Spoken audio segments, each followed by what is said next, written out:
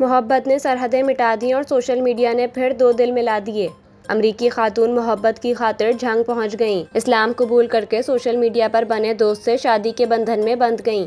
امریکہ کی 27 سالہ شہری کیری نشا میڈیسن گریس نے پاکستان آ کر اپنے سوشل میڈیا دوست نعیم الحسن سے شادی کر لی۔ جنوبی کیرولائنا کی رہائشی کیرنشا گزشتہ 2 سال سے جھنگ کے 29 سالہ نعیم الحسن سے سوشل میڈیا کے ذریعے رابطے میں تھیں۔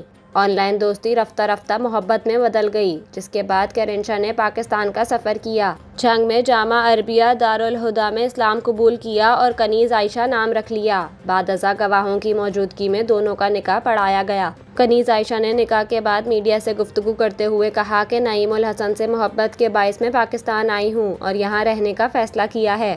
انہوں نے یہ بھی بتایا کہ میں امریکہ میں شادی شدہ تھی اور میرے 3 بچے ہیں، تاہم نعیم سے تعلق قائم کرنے سے قبل میں نے اپنے سابق شوہر سے باقاعدہ طلاق لے لی تھی۔